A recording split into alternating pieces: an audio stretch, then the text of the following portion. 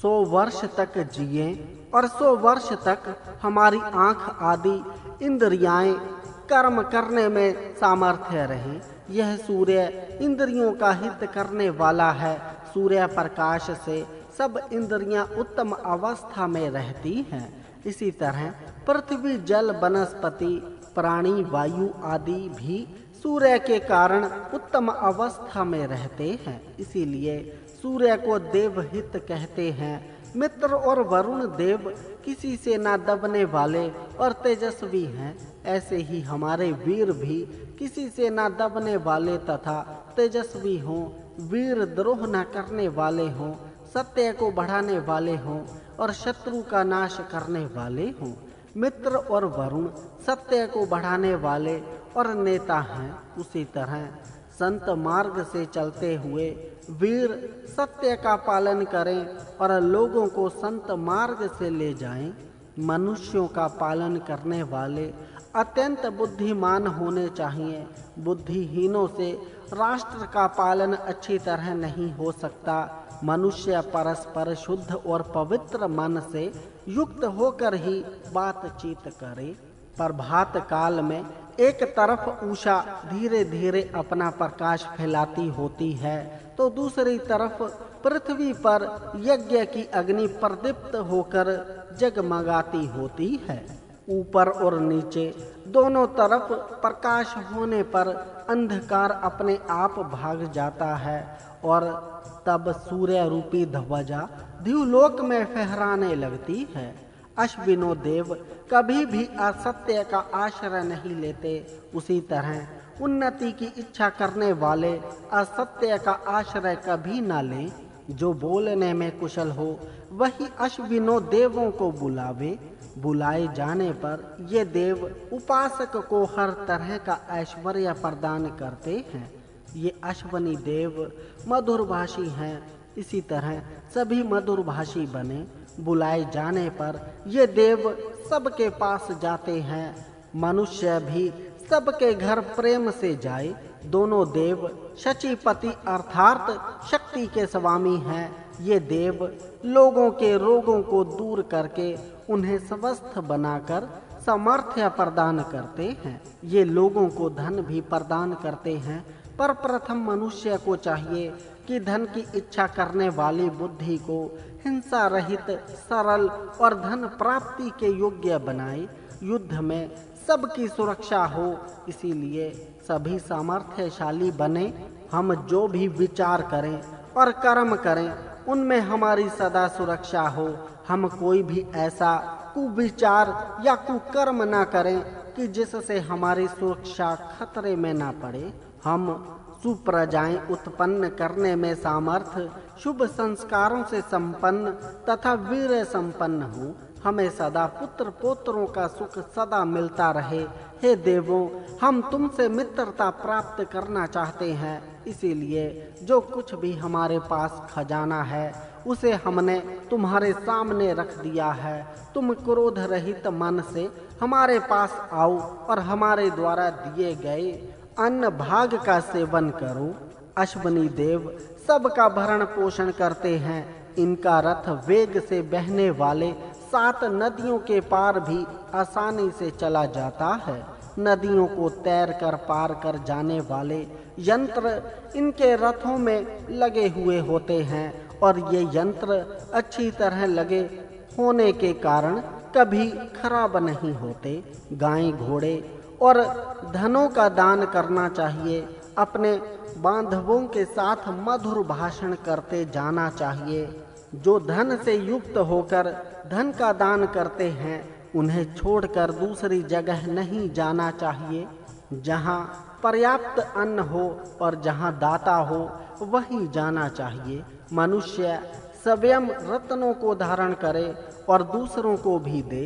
सच्चे ज्ञानियों की प्रशंसा करनी चाहिए और कल्याण करने के साधनों से अपनी सुरक्षा करनी चाहिए।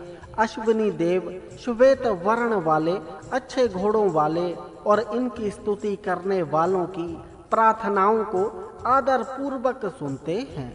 हर्षवर्धक अन्न का सेवन करके उससे अपना बल बढ़ाकर शत्रु को दूर हटाना चाहिए। शत्रु को दूर करना मुख्य कर्तव्य है। इसके लिए उद्यत रहना हर एक का आवश्यक कर्तव्य है।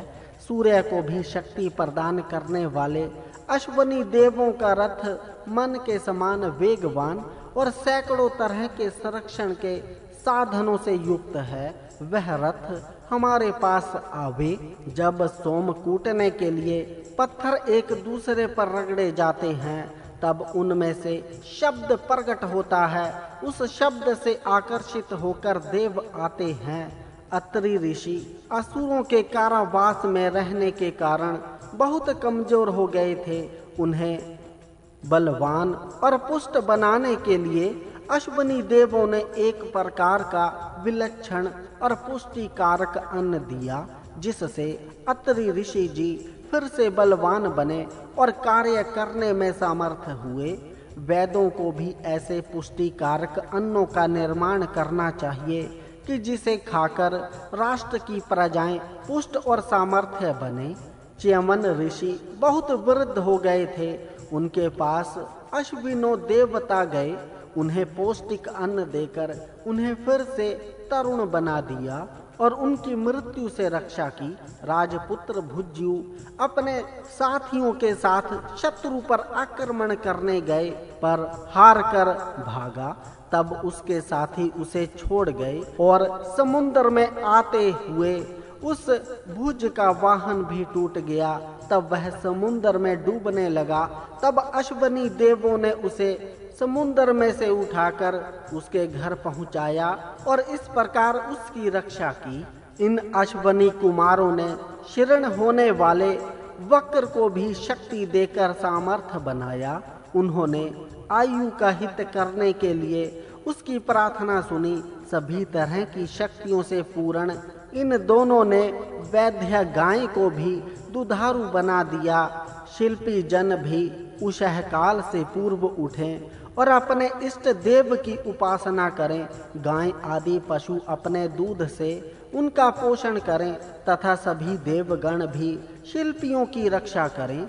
इस मंत्र अर्थार्थ से पता चलता है कि अश्वनी देवों का रथ नाना प्रकार के औषधियों से मिश्रित घृत तथा पौष्टिक अन्नों से तथा चिकित्सा के साधनों से भरपूर भरा था। अश्वनी देव इस रथ में बैठकर स्थान स्थान पर जाते थे और उनकी चिकित्सा करके उन्हें पौष्टिक अन्न देते थे। वे स्वयं रोगियों के घर जाते थे और उनकी चिकित्सा करते थे। इसी तरह देश के वैद्य रोगियों के पास जाकर उनकी चिकित्सा करें और देश का स्वास्थ्य उत्तम रखें। ये अश्वनी देव अपनी यात्रा का प्रारंभ करते हुए जब प्रजाओं के समीप जाना चाहते हैं तब उनका वह सुंदर रथ मन के इशारे से चलता है जहां ये जाना चाहते हैं। शत्रु का नाश करने वाले अश्वनी देव यशस्वी हैं और अपने रथ में उत्तम घोड़ों को जोत कर प्रजाओं के पास जाते हैं और जाकर प्रेम पूर्वक मधुर रस पीते हैं। जो स्वयं देव बनने की इच्छा करने वाला है उसे देव्यन करते हैं। देव के गुणों को अपने अंदर धारण करने की इच्छा करने वाला, नर से नारायण बनने की इच्छा करने वाला, इस तरह अपनी उन्नति चाहने वाले पुरुष की अश्वनी देव अपनी अनेक शक्तियों से सुरक्षा करते हैं। उन्नति के लिए प्रयत्न करने वाले की सुरक्षा जिस तरह होती है वैसे सुरक्षा अपनी उन्नति के लिए प्रयत्न न करने वाले की नहीं होती। हे रथी अश्वनी देवों, घोड़ों से संपन्न रथ जिस तरह उत्तम मार्ग से तुम्हें हमारे घर पहुंचाता है, उसी तरह उस रथ से प्रातः काल हमें दुखों से दूर करके सुख प्रदान करने के लिए आओ। हे अश्वनी देवों, तुम दोनों हमारे यज्ञ में आकर हमारे द्वारा दिए गए सोमरस को पियो। तुम्हें बुलाने वाले अनेक हैं, वे बुलाने वाले सब देव बनने की इच्छा करते हैं, इसीलिए वे तुम दोनों को अपने पास ही ना रोक रखें। हे अश्वनी देवों, भुज्यू समुद्र में गिर पड़ा था, तब अश्वनी देवों ने उसे ऊपर उठाया और अपने पक्षी अदृश्य विमानों में उसे बिठलाकर समुद्र पार कराया और उसके घर पहुंचाया। जहां पर्याप्त अन्न हो और जहां दाता हो वहीं जाना चाहिए। मनुष्य स्वयं रत्नों को धारण करे और दूसरों को भी दे। ज्ञानियों की प्रशंसा करनी चाहिए और कल्याणकारी साधनों से अपनी सुरक्षा करनी चाहिए। हे अश्विनी देवों, पृथ्वी पर यह स्थान तुम्हारे लिए बहुत प्रशंसित है। तुम हमारे पास आओ और इस स्थान पर बैठो। बाजकों की उत्तम बुद्धि स्तोत्र पास से अश्विनी देवों की सेवा कर रही है। अग्नि प्रदीप्त होकर यज्ञ शुरू हुआ है। यह यज्ञ अश्विनी देवों के पास हवि पहुंचाता है और वे संतुष्ट हुए देव दृष्टि द्वारा नदियों को भर देते हैं और वे नदियां समुद्र को भरती हैं। अश्विनी कुमार दानी पुरुष के लिए अन्न पहुंचाते हैं और पहाड़ के शिखर पर बैठते हैं। पर्वत शिखर पर सोम आदि औषधियां होती हैं। लोग उनको लाकर उनसे यज्ञ करते हैं। अश्विनी देव पर्वत शिखर पर जाते हैं, उन औषधियों को लाते और सुख पहुंचाते हैं। अश्विनी देव जो अन्न प्रदान करते हैं वह अन्न ऋषियों के खाने के योग्य तथा औषधियों और जल से बनने वाला है। इन वर्णनों से मालूम पड़ता है कि शाल ही भोजन है, मांस नहीं। हे देवों, ऋषियों के द्वारा गाए जाने वाले बहुत से स्तोत्र सुनते हुए तुम सब का निरीक्षण करते हो तथा श्रेष्ठ मनुष्य के प्रति आते हो। ऐसे श्रेष्ठ मनुष्य के लिए तुम्हारी बुद्धि अन्न देने वाली हो। यज्ञ में अश्विनी देवों का वर्णन किया जाता है। उन स्तोत्रों को पढ़कर यज्ञ होते हैं। यज्ञों से मानवों का संगठन होता है। श्रेष्ठ पुरुषों को बसाया जाता है। ग्रामों का निर्माण होता है। मानवों का परस्पर व्यवहार होता है। इस तरह यज्ञ उन्नति के कारण बनते हैं। हे बलवान अश्विनी देवों, यह हमारी इच्छा है, यह हमारी वाणी है। इस सुंदर स्तुति को तुम स्वीकार करो, क्योंकि ये स्तोत्र तुम्हारी कामना पूर्ण करने वाले हैं। उषा से रात्रि पृथक होती है। रात्रि से सूर्य के लिए मार्ग खुल जाता है और वह अंधकार को दूर करके दिन को प्रवृत्त करता है। गौओं और घोड़ों के रूप में वैभव प्राप्त करने से निर्धनता दूर होती है।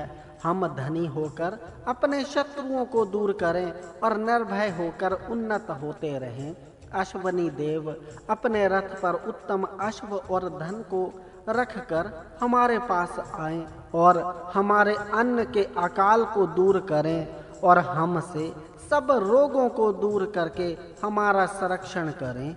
हे देवों, उषा के उदय होने पर बलवान और सुख से चलने वाले घोड़े तुम्हारे रथ को हमारे पास आ जाएं तथा हमें तेज तथा धन आदि देकर सुखी करें।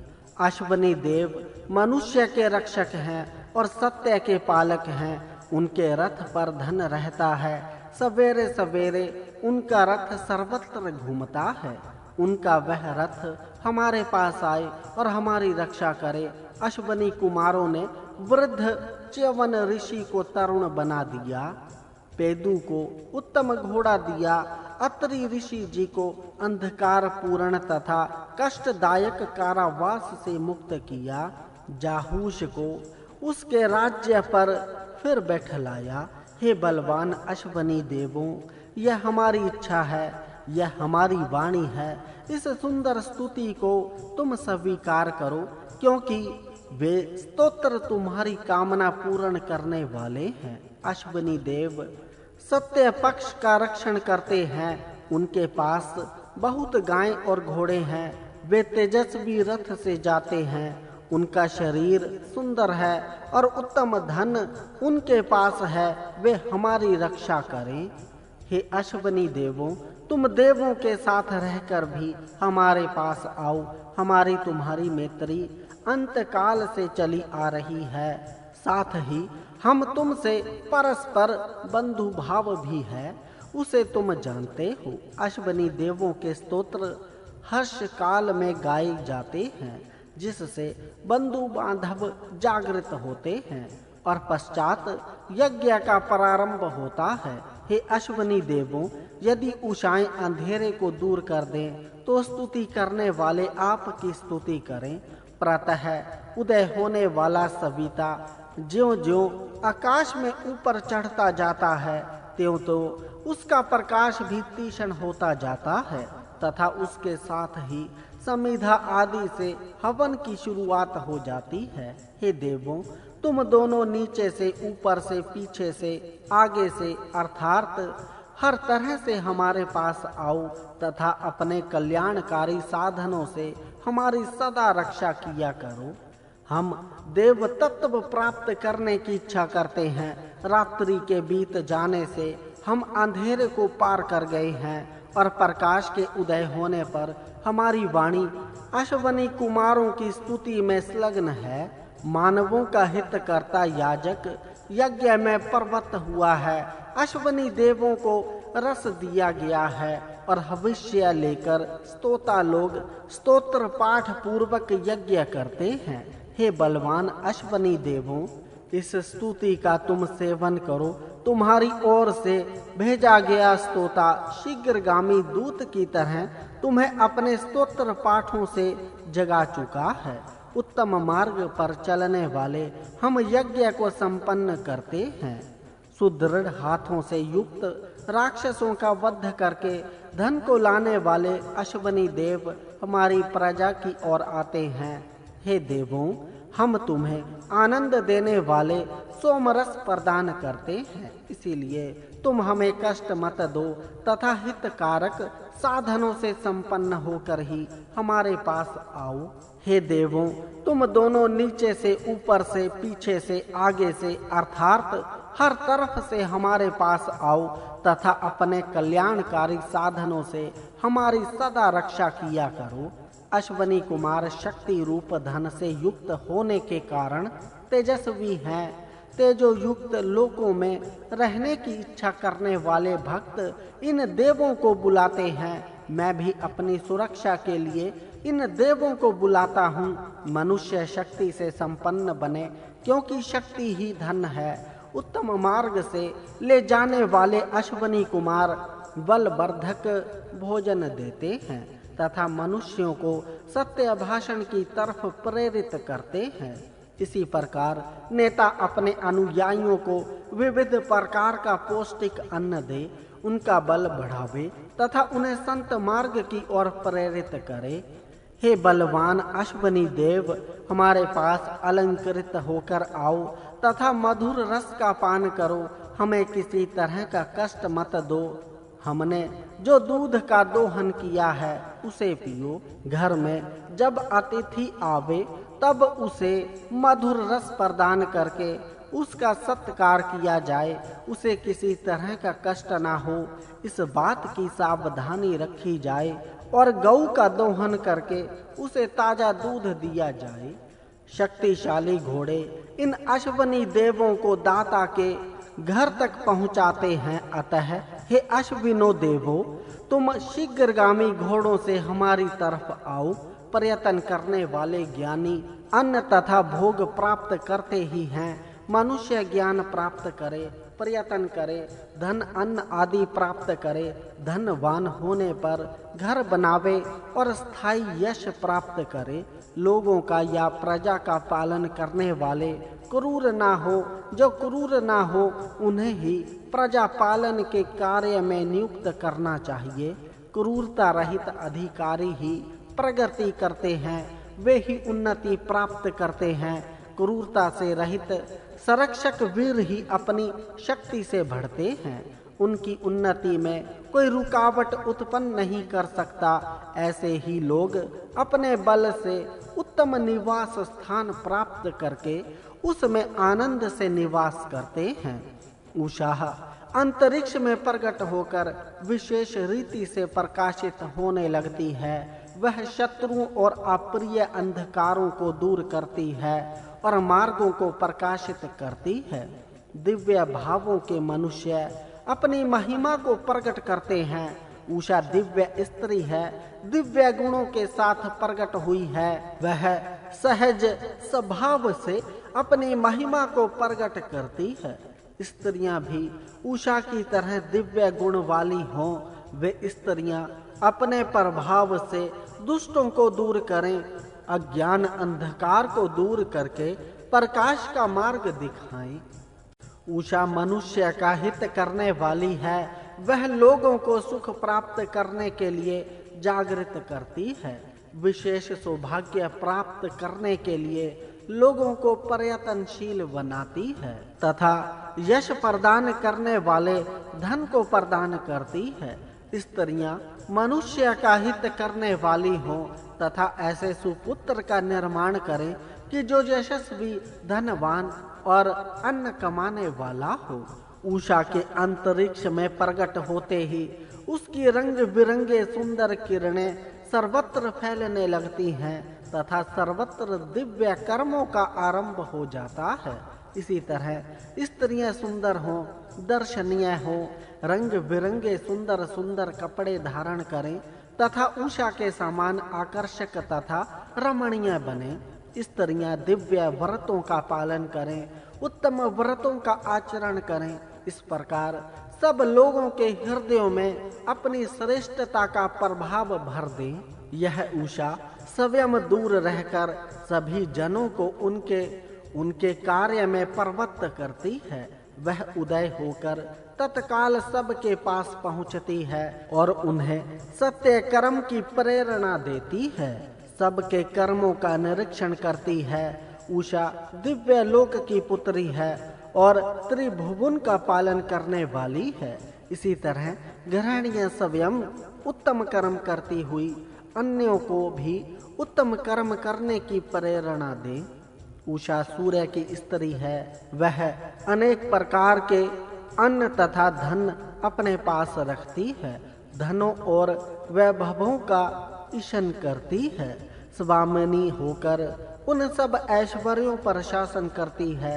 वैसी ही स्त्रियां भी तेजस्विनी हो, अनेक तरह के अन्न और धनों से युक्त हो, स्वामिनी होकर सब ऐश्वर्यों पर शासन करें।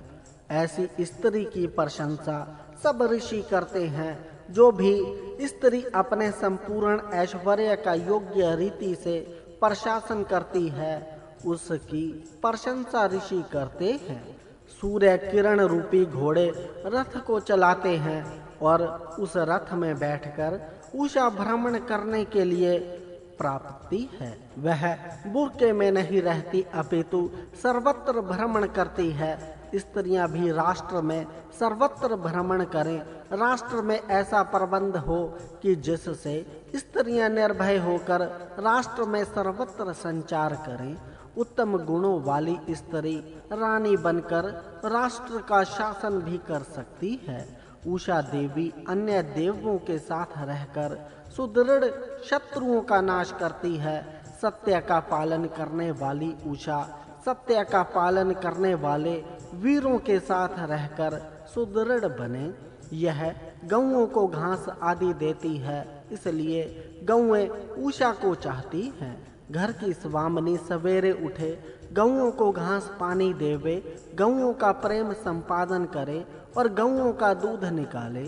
हे उषा देवी, जिसके साथ गाय, घोड़े, वीर, पुत्र और भोग रहते हैं, ऐसा धन हमें चाहिए। मानव समाज में हमारे कर्मों की निंदा ना हो, सभी हमारे कर्म की प्रशंसा करें।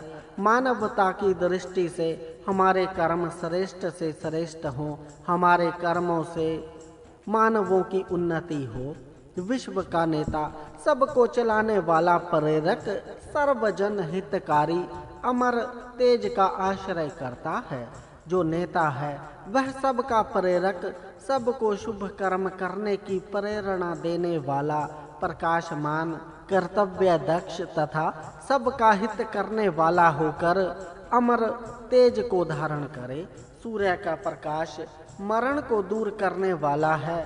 सूर्य प्रकाश रोग बीजों को दूर करके आरोग्य बढ़ाता है और अपमृत्यु को दूर करता है। सूर्य विश्व का चक्षु है, क्योंकि इसी के प्रकाश से सब कुछ प्रकाशित होता है। उषा भी अब जगत को प्रकाशित करती है।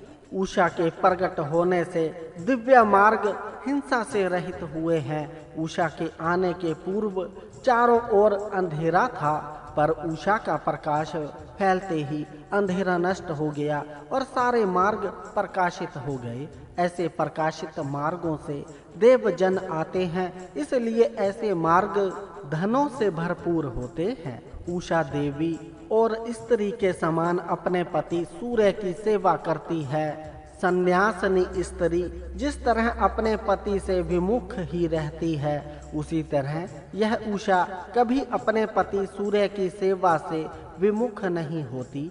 जैसे एक जार स्त्री अपने जार की आतुर से प्रतीक्षा करती है और उसके आने पर मन लगाकर उसकी सेवा करती है, उसी तरह स्त्री अपने पति की आतुरता से परीक्षा करे और आने पर उसकी सेवा मन से करे। सन्यासिनी के समान आचरण न करे। पूर्व समय के ऋषि कवि अर्थात दूरदर्शी और ज्ञानी होने के कारण सत्य का पालन करते थे। वे मंत्रों का साक्षात्कार करने वाले थे, सबके पूजन और पालक थे। इन ऋषियों को देवों की पंक्ति में बैठकर सोम पीने का अधिकार था। उन्होंने अपनी ज्योतिष विद्या के आधार पर ग्रहों की गति का भी पता चला दिया था।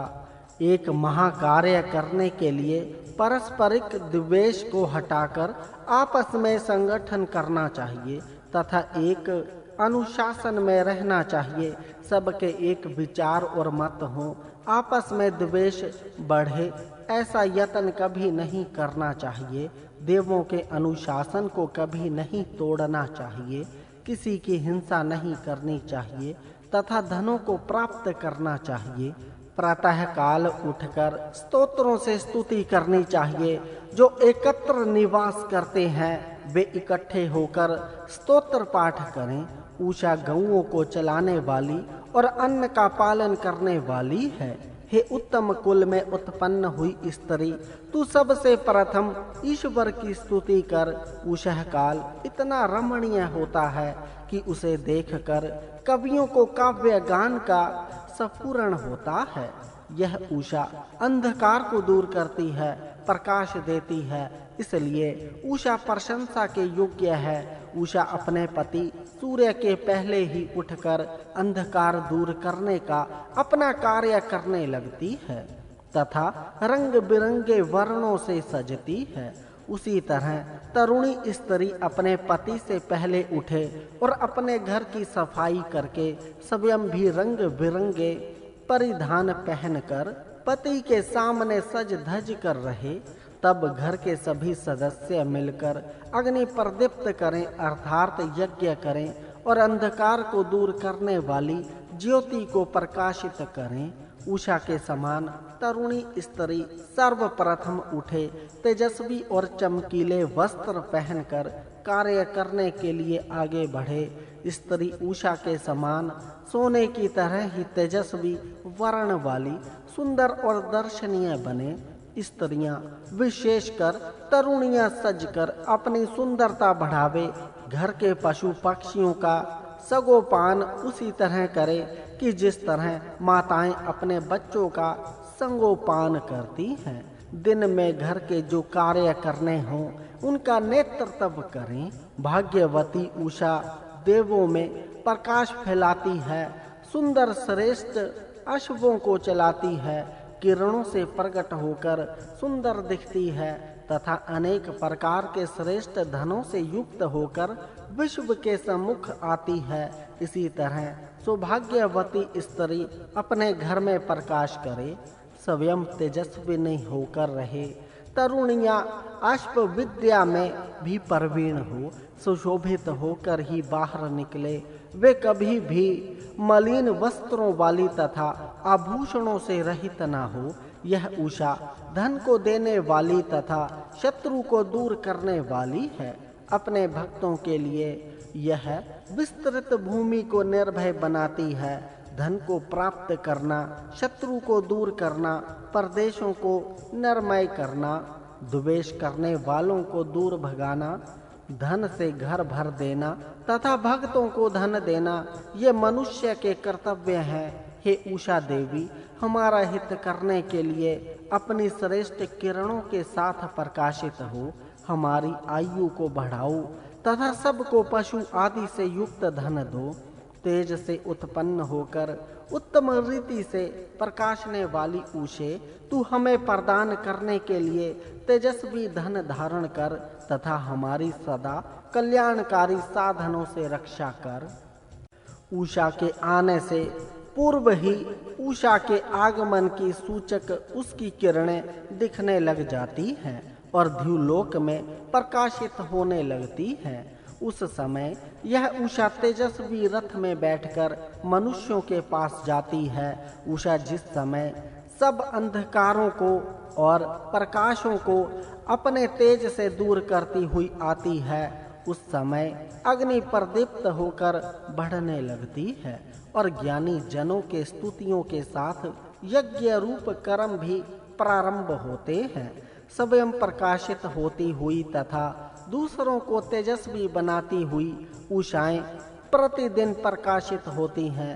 इसके आते ही सूर्य, अग्नि और यज्ञ प्रकट होते हैं और उनसे अप्रिय अंधकार दूर होता है।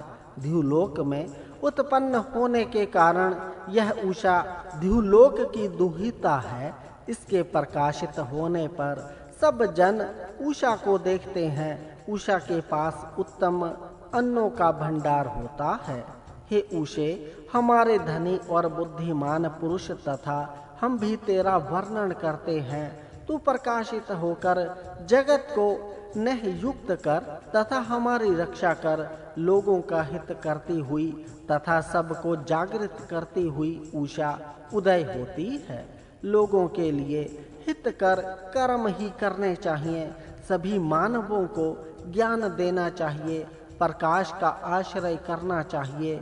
जिस तरह सूर्य और उषा अपने प्रकाश से जगत के अंधकार का नाश करते हैं, उस तरह पुरुष और स्त्री आलस्य छोड़कर अपने ज्ञान द्वारा लोगों के अज्ञान को दूर करें, ज्ञान का प्रकाश करें। उत्तम शासक को इंद्र कहते हैं। उत्तम रीति से शासन करने के कारण उषा को इंद्रतमा कहा है। उषा की तरह स्त्रियां भी घर का शासन प्रबंध उत्तम से उत्तम रीति से करने वाली हों। लोगों के कल्याण के लिए अन्नों को सिद्ध करें तथा उत्तम कर्म करने वाले को उसके कर्म के अनुसार धन देवें। उषः काल होते ही गाय और बैल शब्द करने लगते हैं तथा गौशाला का सुदृढ़ द्वार खोला जाता है और गौएं तथा बैल बाहर निकाले जाते हैं तथा चरने के लिए उन्हें खोल दिया जाता है। यह उषा प्रत्येक सत्य कर्म करने वाले को ऐश्वर्य प्राप्ति के लिए प्रेरित करती है, लोगों को सत्य भाषण के लिए प्रेरित करती है, अंधकार को दूर करती है। प्रत्येक तरुणों धन प्राप्त करने के लिए सिद्धि के प्राप्त होने तक प्रयत्न करें, सत्य तथा सरल भाषण करें तथा दान देने की बुद्धि को अंतःकरण में रखें। ज्ञानी जन अपने सर्वोत्कृष्ट स्तोत्रों से उषा को प्रसन्न करते हैं। द्युलोक और पृथ्वी लोक परस्पर घूमते हैं। यह तरुण आयु वाली उषा अपने तेज से अंधकार दूर करती हुई पति के पूर्व जाग उठी है। लज्जा न करने वाली तरुण स्त्री पति के पहले उठती है और अग्नि प्रदीप्त करके यज्ञ करती है। पति के पूर्व स्त्री उठे, अपने कर्तव्य कर्म करे, ऐसी तरुणी पर ही पति प्रेम करता है। पर जो स्त्री सुस्त होती है वह पति के लिए उतनी प्रिय नहीं होती। उषः काल में घोड़े, गाय और वीर पुत्र घर से बाहर निकलते हैं। उनसे घर शोभा वाला होता है गऊओं के रहने पर घर में पर्याप्त घी दूध होता है, उसका सेवन करके प्राणी बहुत हष्ट पुष्ट हो। द्युलोक की पुत्री उषा आती है, लोगों को मार्ग दिखाने के लिए अंधकार दूर करती है और प्रकाश को फैलाती है। इसी तरह घर की गृहिणी अपने घर में प्रकाश करे और अंधेरा दूर करे तथा घर का उत्तम प्रबंध करे।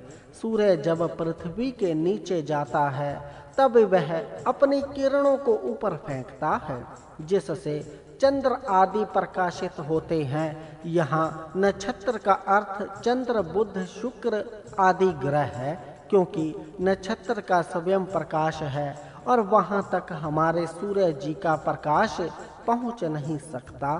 सभी प्रभात समय में उठें तथा अपने कर्तव्य कर्म अति शीघ्र तथा अत्यंत उत्तम रीति से करें। इस प्रकार वे सपहरणीय धन तथा उत्तम सुख प्राप्त करें। उषा प्रकाशित है, उससे सब लोग जागते हैं और मार्ग देखते हैं।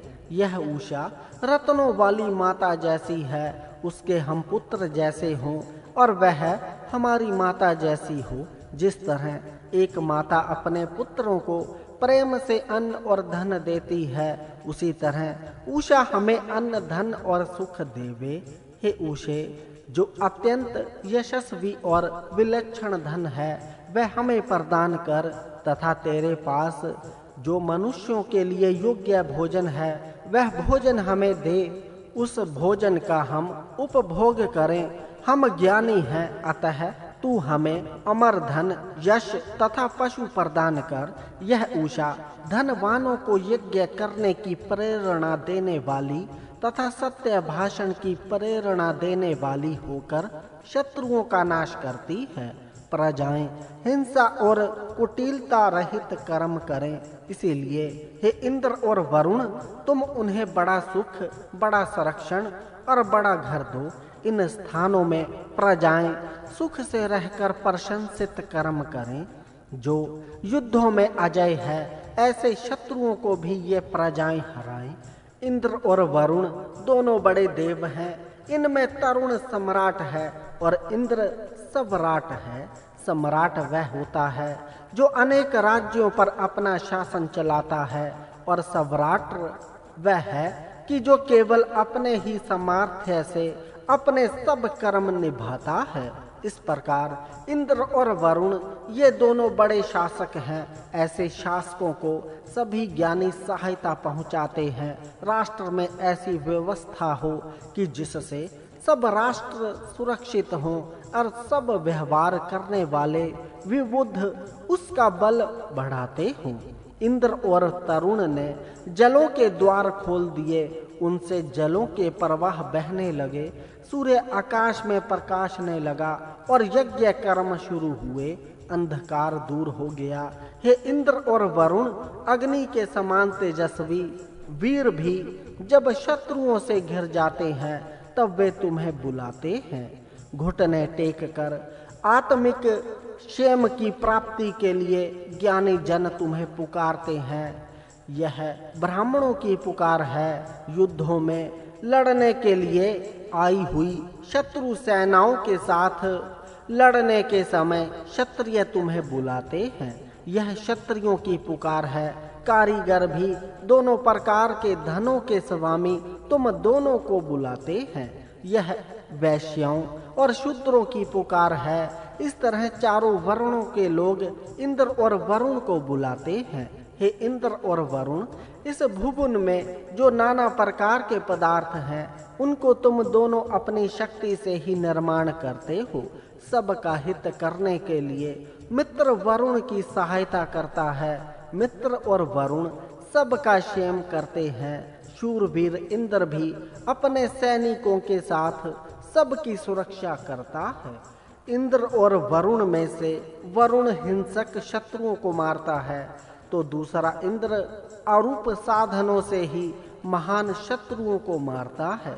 राष्ट्र में बल और तेज बढ़ाना चाहिए, धन बढ़ाना चाहिए तथा जो धन पास में है उसे सुरक्षित रखना चाहिए। राज्य शासन के वे तत्व इंद्र वरुण के इस मंत्र में बताए हैं। इंद्र तथा वरुण जिसकी रक्षा करते हैं उसके पास पाप, दुख, दुष्कर्म, पीड़ा अथवा अन्य प्रकार के कष्ट पहुंच ही नहीं सकते। हे इंद्र और वरुण, तुम दोनों सुरक्षा के दिव्य साधनों के साथ हमारे पास आओ और हमारी रक्षा करो। सभी जन तुम्हारी मित्रता, बंधुता और सुख को प्राप्त करें।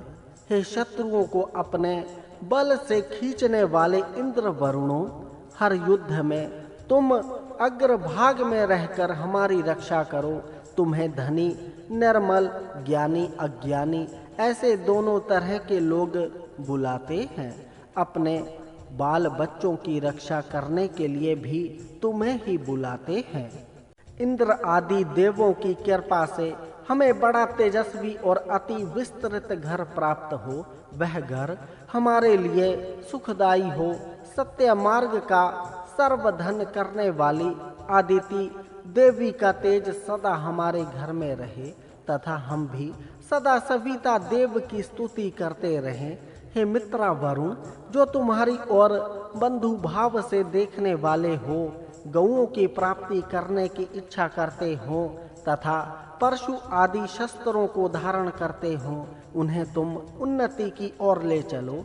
जो शत्रु, विनाशक और शूद्र आर्य हो, उन्हें तुम मारो। जब मनुष्य अपनी अपनी ध्वजाएं उठाकर एक दूसरे से युद्ध करते हैं, तब उस युद्ध से कुछ अच्छा परिणाम नहीं निकलता। उस युद्ध से किसी का हित नहीं होता। स्वर्ग की इच्छा करने वाले लोग ऐसे युद्धों से सदा दूर ही रहते हैं। युद्ध से सुखों का नाश होकर सदा दुख ही होते हैं। अतः मनुष्यों पर देवों की कृपा ऐसी हो कि वे कभी युद्ध न करते हुए सदा प्रेम से रहें। युद्ध होने से भूमि के ऊपर के प्रदेश उद्भस्त हो जाते हैं। नगर, खेत, उद्यान आदि सभी नष्ट हो जाते हैं। दोनों तरफ के सैनिकों और घायलों का आर्तनाद आकाश में भर जाता है।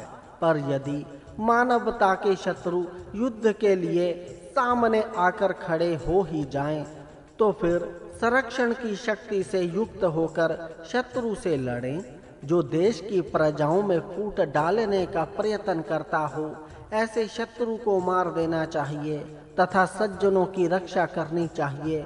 सैनिक संग्राम या युद्ध के समय भी बुरे शब्द न बोले। हे इंद्र और वरुण देवों, शत्रुओं के शस्त्र मुझे कष्ट दे रहे हैं।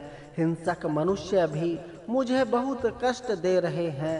ऐहिक और परलौकिक धनों के तुम स्वामी हो, अतः युद्ध के दिनों में तुम हमारी सहायता करो।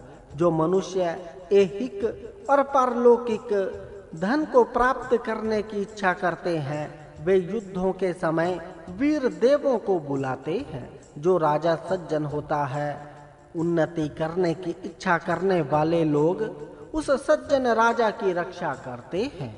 यज्ञ न करने वाले अनार्य 10 राजा भी सुदास के साथ युद्ध न कर सके, अर्थात यज्ञ न करने वाले अनार्य राजा अनेक होने पर भी एक सज्जन पुरुष का कुछ बिगाड़ नहीं सकते, क्योंकि उस सज्जन पुरुष की रक्षा देवगण करते हैं। अन्न का दान करने वालों के हर मनोरथ पूर्ण होते हैं। वे कभी भी इस जगत में परास्त नहीं होते, क्योंकि उनके यज्ञों में देव स्वयं उपस्थित रहते हैं। अंदर और बाहर से पवित्र रहने वाले बुद्धिमान तृप्त जहाँ शुभ कर्मों को करते हैं, वहाँ बल बढ़ता है। ऐसे ही लोग सुदास के सहायक थे, इसीलिए सुदास का बल बढ़ा और वह विजयी हुआ। पर दूसरे अनार्य राजा जो सुदास के साथ लड़ने गए थे, परास्त हुए, क्योंकि वे शुभ कर्म करने वाले नहीं थे। पवित्र रहकर ज्ञान पूर्वक किए गए यज्ञ से शक्ति बढ़ती है। एक वीर युद्ध करता है और घेरने वाले शत्रुओं का नाश करता है। राष्ट्र के भारे शत्रु का नाश करना एक महत्वपूर्ण कार्य है। दूसरा वीर लोगों के सत्य कर्मों को सुरक्षित रखता है। यह आंतरिक सुरक्षिता है। राष्ट्र की सुस्थिति के लिए बाहरी शत्रुओं का नाश होकर अंदर के सब कार्य व्यवहार सुरक्षित रीति से चलते रहने चाहिए, तभी लोगों को सुख मिल सकता है। इंद्र आदि देवों की कृपा से हमें बड़ा तेजस्वी और अति विस्तृत घर प्राप्त हो।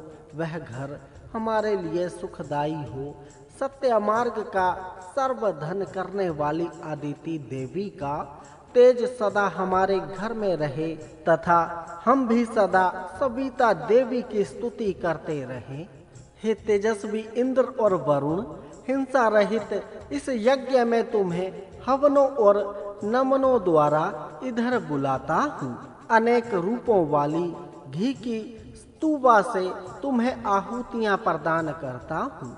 इन दोनों देवों का राष्ट्र यह विशाल द्युलोक है। वह सब लोगों को प्रसन्न करता है।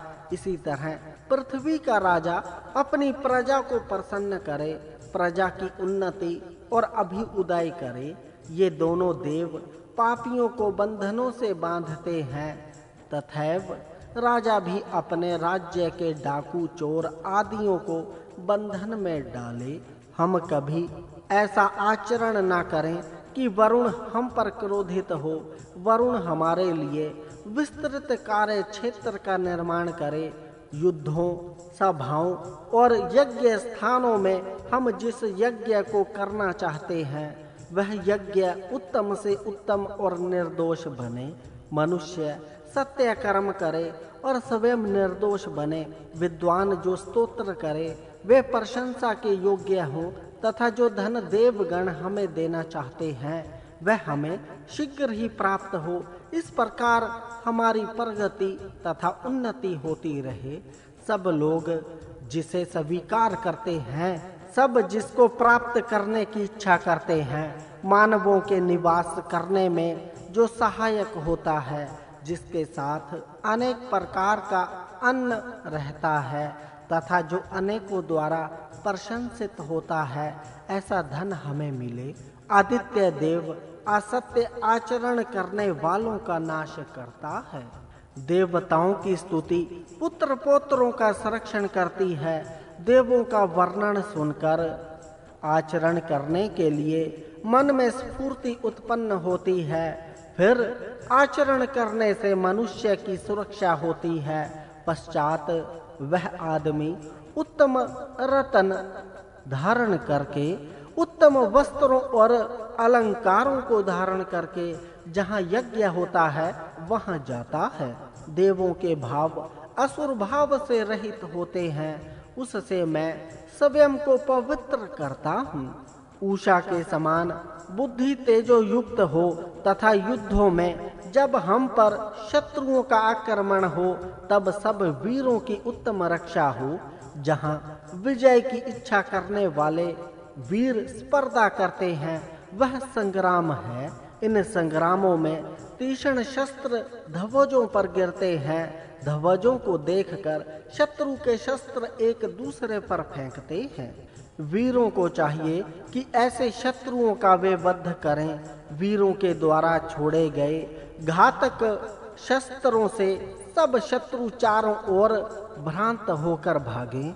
एक अधिकारी प्रत्येक प्रजा जन का पृथक पृथक धारण पोषण करता है। यह वरुण देव है। यह प्रत्येक प्रजा जन का पृथक पृथक निरीक्षण कर उनका पालन करता है। दूसरा अधिकारी इंद्र घेरने वाले शक्तिशाली बाहरी शत्रुओं का नाश करता है। इसी तरह राज्य में एक आंतरिक अधिकारी हो जो अंदर की व्यवस्था रखे तथा दूसरा बाहरी अधिकारी हो जो देश की बाहर के शत्रुओं से रक्षा करे। जो यज्ञ करने वाला हो उसे यज्ञ की विधि अच्छी तरह से विदित होनी चाहिए। यज्ञ करने वाले के पास पर्याप्त अन्न हो, उसकी अन्न का दान करने की इच्छा हो, उस यज्ञ करने वाले का संरक्षण हो तथा यज्ञ स्थान सुरक्षित हो, ऐसा याजक ही उत्तम फल प्राप्त करता है। देवगणों की स्तुति पुत्र पौत्रों का संरक्षण करती है। देवों का वर्णन सुनकर आचरण करने के लिए मन में स्फूर्ति उत्पन्न होती है। फिर आचरण करने से मनुष्य की सुरक्षा होती है। पश्चात वह आदमी उत्तम रत्न धारण करके, उत्तम वस्त्रों और अलंकारों को धारण करके जहाँ यज्ञ होता है वहाँ जाता है। वरुण का कर्तव्य बड़ा प्रभावशाली है, उसके कर्म बड़े प्रभावशाली हैं। वह द्युलोक और भूलोक को यथास्थान सुस्थिर करता है, सूर्य को प्रकाशित करके दिन बनाता है और अंधकार के समय नक्षत्रों को प्रकाशित करता है। उसी ने भूमि को ऐसी विशाल बनाया है। यह वरुण ईश्वर ही है जो यह सब करता है। क्या मैं परमेश्वर जी के साथ बोल सकूंगा? मैं कब प्रभु के अंदर पहुंचूंगा? मेरा अर्पण किया हुआ क्या प्रभु स्वीकार करेंगे? मैं प्रभु का साक्षात्कार कब कर सकूंगा? ऐसे विचार मन में उठते हैं। वह प्रभु हर एक की प्रार्थना सुनता है, वह प्रत्येक व्यक्ति के अंदर है। अतः भक्त जो कुछ भी अर्पण करता है उसे प्रभु स्वीकार करता है। हृदय के निर्मल होने पर प्रभु का साक्षात्कार होता है। मैं अपने पाप के विषय में सच सच बातें जानना चाहता हूँ कि मैंने कौन सा पाप किया है जिसके कारण मुझे ये कष्ट हो रहे हैं। मैंने विद्वानों से भी पूछा तो सभी विद्वानों ने एक स्वर से कहा कि तुम्हारे ऊपर प्रभु का क्रोध है। हे वरुण, मुझसे ऐसा कौन सा अपराध हो गया है कि जो तू मुझे मारना चाहता है? हे देव, यदि मुझसे कोई ऐसा अपराध हो भी गया हो तो वह मेरा पाप मुझसे बता, जिससे मैं निष्पाप बनकर नम्रता पूर्वक तुम्हारे पास जाऊं। पिता पितामह से जो पाप हुए होते हैं उनका संस्कार हमारे शरीर पर भी होता है। बीज रूप से वे दोष हमारे अंदर आते हैं, उनसे छुटकारा प्राप्त करना चाहिए। जो पाप हम अपने शरीर से करते हैं उनसे भी छुटकारा प्राप्त करना चाहिए। प्रगति में रुकावट होने से पाप में वृत्ति होती है। सुरा पीने, क्रोध, जुआ और अज्ञान से पाप उत्पन्न होता है। जब मनुष्य की प्रगति में कोई बाधा उत्पन्न करता है तब मनुष्य बाधा उत्पन्न करने वाले के प्रति मन ही मन द्वेष करता है और यह द्वेष ही उसे पाप में प्रवृत्त करता है। बड़ा छोटे को पाप में प्रवृत्त करता है, धनी निर्धन को, बलवान निर्मल को तथा ज्ञानी अज्ञानी को पार प्रवृत्त करता है। निद्रा, सुस्ती और आलस्य ये भी पाप के प्रवर्तक हैं। भक्त की सभी इच्छाओं को पूर्ण करने वाले, सबका भरण पोषण करने वाले ईश्वर की सेवा में निष्पाप होकर करूं। परमेश्वर जी सबका पालक है और सबको निष्पाप बनाने वाला है, इसलिए उसकी सेवा करने से मनुष्य निष्पाप बनता है। यह श्रेष्ठ देव अज्ञानियों को ज्ञान देकर सत्य कर्म में प्रेरित करता है और उन्हें धन प्राप्ति की ओर प्रेरित करता है। हमारे क्षेत्र में भी हमारा सदा कल्याण हो। प्राप्त की हुई वस्तुओं की रक्षा करने को क्षेम कहते हैं। वह क्षेत्र हमारे लिए कल्याण करने वाला हो तथा अप्राप्त वस्तु को प्राप्त करने के लिए जो हम प्रयत्न करते हैं उनसे भी हमारा कल्याण हो तथा हमारी सेवा प्रभु को प्रसन्न करने वाली हो। परमेश्वर जी ने सूर्य जी का मार्ग नियत कर दिया है। वृष्टि का जल नदियों द्वारा समुद्र में जाता है और समुद्र रूप हो जाता है। सूर्य दौड़ता है, उस कारण दिन और रात्रि पृथक होती है। सूर्य जिस तरह अपना मार्ग नहीं छोड़ता है उसी तरह सज्जन भी अपना मार्ग न छोड़े। वृष्टि का जल जिस तरह समुद्र में जाकर एक रूप हो जाता है उसी तरह सबका जीवन एक रूप हो। घोड़ा जिस तरह घोड़ों की तरफ आकर्षित होता है, उसी तरह स्त्री पुरुष एक दूसरे की तरफ प्रेम से आकर्षित हो।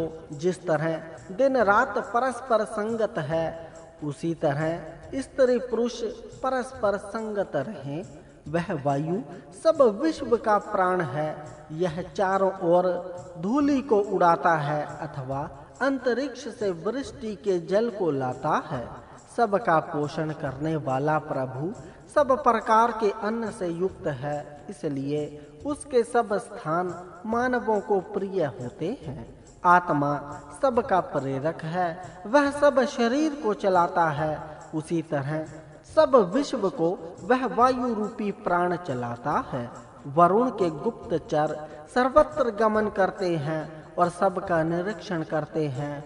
विश्व भर में उनकी गति होती है और वे ज्ञानी यज्ञकर्ता कवि भक्त का भी निरीक्षण करते हैं।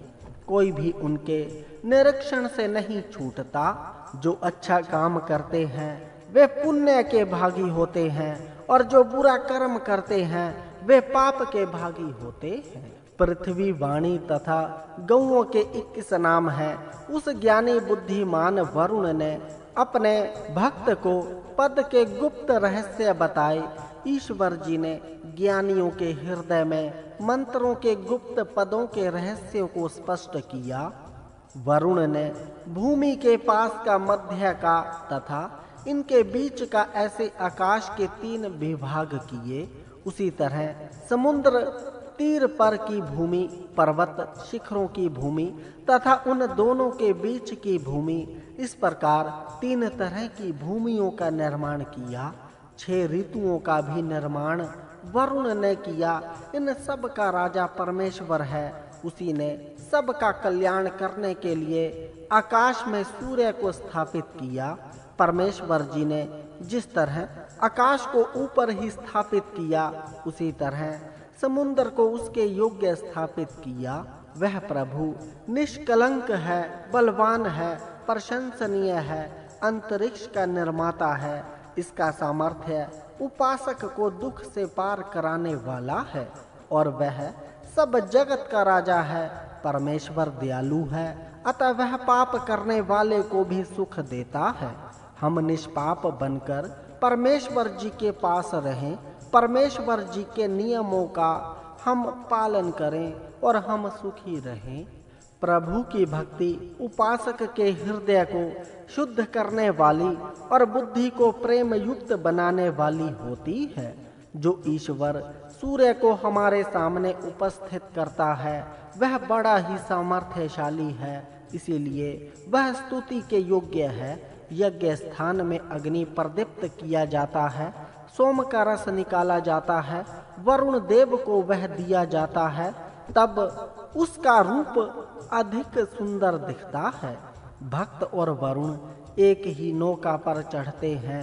वह नौका समुद्र में तरंगों के कारण ऊपर और नीचे होती है। इस गति में आनंद और कल्याण की प्राप्ति है। जब जीव इस शरीर रूपी नौका में आता है, उसी नौका में परमेश्वर जी भी चलाने वाला बैठता है। यह नौका संसार रूपी सागर में चलाई जाती है। आने वाले सुख दुख रूपी तरंगों के कारण यह शरीर रूपी नौका भी उन्नत और नवनत होती रहती है, पर यह अवस्था मनुष्य को कल्याण एवं आनंद प्रदान करने वाली होती है। यह शरीर रूपी नौका ईश्वर ने बनाई। उस नौका पर साधकों को बिठाया और उसे ज्ञानी तथा कर्म का कर्ता बनाया। साथ ही काल का निर्माण करके शुभ दिनों का सर्जन किया, ताकि इन शुभ दिनों में उत्तम कर्म करके यह जीव उत्तम स्थान पर पहुँचे। जीव और ईश्वर के बीच मित्रता प्राचीन है, सनातन है। वह कब हुई किसी को भी पता नहीं। इन दोनों की मित्रता में निष्कपटता है। यह मित्रता सदा स्थिर रहे, ऐसा यह जीव चाहता है। उसकी इच्छा सदा प्रभु के विशाल घर में रहने की होती है। भक्त कहता है, हे प्रभु, मैं तुम्हारा सनातन बंधु हूँ, तुम्हारा प्रिय मित्र हूँ। अब मुझसे थोड़े से अपराध हुए हों तो क्या तुम मुझे उसके लिए दंड दोगे? मैं तुम्हारा भक्त हूँ, तुम्हारी भक्ति अब भी कर रहा हूँ, इसलिए थोड़े से पाप होने पर भी मैं तुम्हारा ही मित्र बनकर रहूं, ऐसा करूं। यह मनुष्य शरीर अस्थिर होते हुए भी स्थिर सा प्रतीत होता है।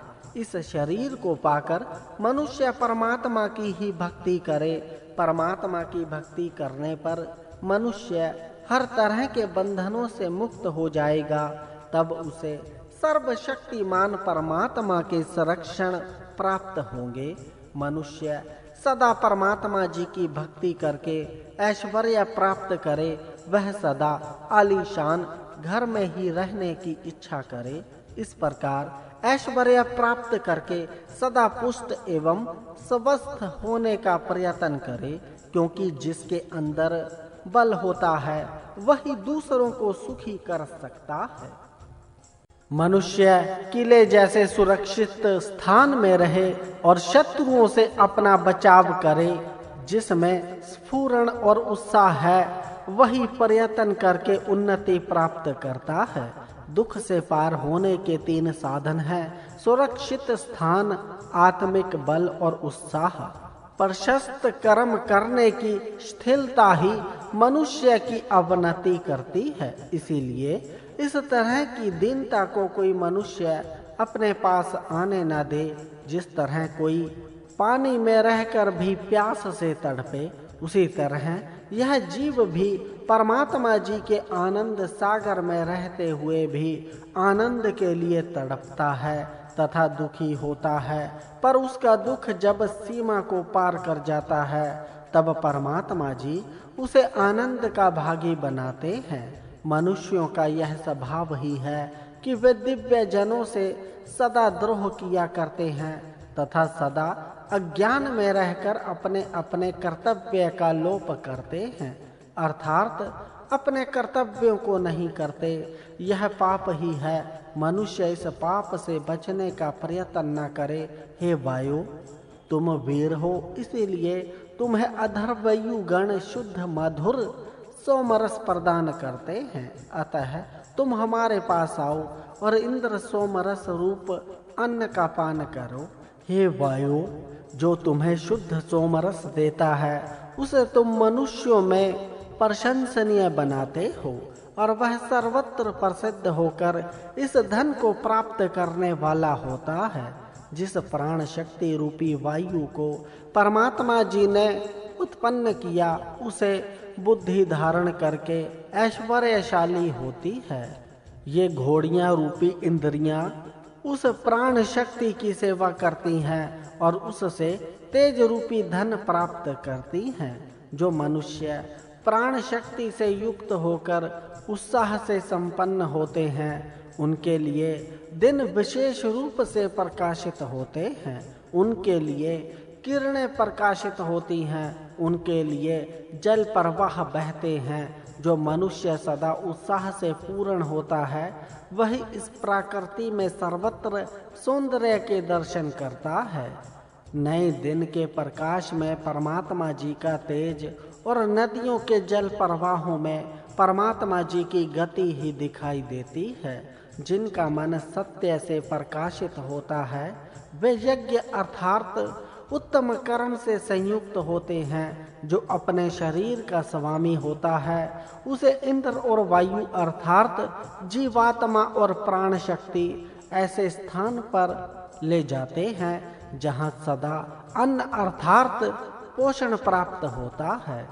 जो स्वामी गौओं, घोड़ों, धनों और स्वर्णों से युक्त होता प्रजाओं को सुख देता है वह ज्ञानी होकर सब शत्रुओं को जीतकर विजयी बनता है। अन्न खाकर घोड़ों के समान पुष्ट होने वाले ज्ञानी जन उत्तम स्तोत्रों से इंद्र और वायु को बुलाते हैं और ये दोनों देव भी कल्याणकारी साधनों से उनकी रक्षा करते हैं। प्राचीन काल के जो ज्ञानी स्तोता वे अपने प्रिय स्तोत्रों के कारण प्रशंसित हुए। वे दुखी मानवों को सुखी बनाने के लिए वायु की स्तुति करते हैं। ये इंद्र और वायु अनंत काल से मनुष्यों का हित करते आए हैं, पर उनकी हिंसा कदापि नहीं करते। वे ऐसा धन मनुष्यों को प्रदान करते हैं जो सुखदायक और हर तरह की सुविधाओं को देने वाला होता है। पर्याप्त अन्न और धन वाले लोग उत्तम वायु का सेवन करते हैं और समान विचार वाले होकर सुप्रजा निर्माण करने का कार्य करते हैं। जितना शरीर में बल और सामर्थ्य है तथा जहाँ तक दृष्टि जाती है वहाँ तक शुद्धता और पवित्रता से प्रयत्न करना चाहिए। हे इंद्र और वायु, तुम अपनी समस्त शक्तियों के साथ हमारे पास आओ। यह मधुरता से पूर्ण अन्न का भाग तुम्हारे लिए प्रस्तुत है। तुम इसे खाकर और संतुष्ट होकर हमें पाप से मुक्त करो। हे इंद्र और वायु, जो 100 या हजारों शक्तियां तुम्हारी सेवा करती हैं, उन सब शक्तियों से युक्त होकर हमारे पास आओ और हमारे द्वारा दिए गए सोमरसों को पियो। अन्न खाकर घोड़ों के समान पुष्ट होने वाले ज्ञानी जन उत्तम स्तोत्रों के इंद्र और वायु को बुलाते हैं, और वे दोनों देव भी कल्याणकारी साधनों से उनकी रक्षा करते हैं। सर्वत्र शुद्धता एवं पवित्रता करने वाले वायु देव की अनेकों शक्तियां हैं। उन शक्तियों से युक्त होकर वह आनंददायक सोमरस को पीता है। हर काम शीघ्रता से करने वाले यज्ञकर्ता इंद्र और वायु के लिए सोम को तैयार करते हैं। देव तत्व को प्राप्त करने की इच्छा करने वाले अधर्वयु गण अपनी शक्तियों से इस सोम को इन देवताओं के लिए प्रदान करते हैं। हे वायु, यज्ञ स्थान में यज्ञ के समय दाता के पास जिन घोड़ियों से तुम जाते हो, वैसे हमारे पास आओ तथा हमें हर तरह का ऐश्वर्य प्रदान करो। हम विद्वान वीरों की सहायता से प्रबल हों और युद्ध में शत्रुओं का पराभव करें। हम इंद्र और वायु को आनंद प्रदान करके शत्रुओं को पराजित करें। हे वायु, अपनी अनेक तरह की शक्तियों से युक्त होकर हमारे यज्ञ में आओ। प्रातः सवन में निचोड़े गए रस को पीकर तुम आनंदित होइए। प्रातः सवन में सोमरस निचोड़ा जाता है और उसी समय पिया जाता है, इसलिए उसमें मूर्छा लाने वाली मादकता नहीं होती। हे इंद्र और अग्नि, तुम दोनों आवरण डालने वाले वत्र को मारने वाले हो। तुम दोनों इस नवीन स्तोत्र का सेवन करो तथा उन्नति की इच्छा करने वालों को तुम अन्न, बल और सामर्थ्य दो। इंद्र और अग्नि दोनों साथ साथ बढ़ने वाले होने के कारण प्रभावशाली हैं तथा धन तथा अन्न को अपने पास रखने वाले हैं तथा शत्रु विनाशक हैं। इसी तरह जो एक दूसरे को सहकार देकर बढ़ाते हैं वे प्रभावशाली होते हैं। धन्य धान्य से युक्त होते हैं और सामर्थ्य से युक्त होने के कारण शत्रु विनाशक होते हैं। बलवान ज्ञानी अपनी बुद्धि को उत्कृष्ट बनाने की इच्छा से स्पर्धा क्षेत्र में जाते हैं और वहां अपनी बुद्धि को प्रकट करते हैं। घोड़े जिस तरह प्रगति करते हैं वैसे ही नेतागण अपनी प्रगति करने की इच्छा करते हैं। बुद्धि को उत्तम बनाने की इच्छा करने वाला ज्ञानी पुरुष प्रथम उपभोग करने योग्य यशस्वी धन का ही गुणगान करता है। यश की वृद्धि करने वाला धन ही प्राप्त करने योग्य है। जिनके पास उत्तम सशस्त्र होते हैं वे ही शत्रुओं का नाश करते हैं। बड़ी विशाल लड़ने वाली और भाग लेने योग्य शत्रु सेनाओं के युद्ध के समय जिन वीरों में अपना तेज है वे ही वीर मिलकर विजय के लिए प्रयत्न करते हैं। भक्तों के साथ और यज्ञकर्ताओं के साथ रहकर देव दृष्टा शत्रुओं का नाश करते हैं। हे इंद्र और अग्नि देवों, हमारे मनों में उत्तम भावों को बढ़ाने के लिए सदा हमारे पास रहो। हमारा त्याग करने का विचार भी मत करो। मैं तुम्हें बार बार अपनी ओर बुलाता हूँ। हम अग्नि देव की नित्य पूजा करें और मित्र इंद्र वरुण की भी स्तुति करें, ताकि हमने जो अपराध किया हो उससे हम मुक्त होकर सुखी हों। अर्यमा और अदिति भी हमें अपराधों से मुक्त करें। हम निर्दोष होकर व्यवहार करें। हम सदा ही अनेक तरह का यज्ञ करने वाले हों। इंद्र विष्णु आदि देव हमारा परित्याग न करें, अपितु अपने कल्याणकारी साधनों से हमारी सदा रक्षा किया करें। हे इंद्र और अग्नि, यह पहली स्तुति इस मननशील ज्ञानी ऋषि के मुंह से प्रकट हुई है, इसीलिए तुम इन स्तुतियों को स्वीकार करो। हे इंद्र और अग्नि, तुम दोनों स्तोताओं की प्रार्थना सुनो, उनके वचन सुनो। तुम दोनों स्वामी हो, इसीलिए बुद्धि पूर्वक किए गए कर्मों को सफल बनाओ। हे इंद्र और अग्नि, हमारे पाप के दंड स्वरूप हमारा पराभव करने के लिए हमें ऐसे लोगों के अधीन मत कर जो हमारी निंदा करता हो। अर्थात हे प्रभु, हमारा पराभव तुम यदि करना भी चाहते हो तो हमें ऐसे लोगों के वश में करो कि जो सज्जन हो। सुरक्षा प्राप्त करने की इच्छा से हम इंद्र और अग्नि की बहुत अन्य उत्तम स्तुति और बुद्धि पूर्वक बोले गए वचनों से स्तुति करते हैं। उन इंद्र और अग्नि की ज्ञानी जन अपनी सुरक्षा के लिए उत्तम स्तुति करते हैं। बुभुक्षा रूपी समान पीड़ा से युक्त लोग अन्न प्राप्ति के लिए उन्हीं देवों की स्तुति करते हैं।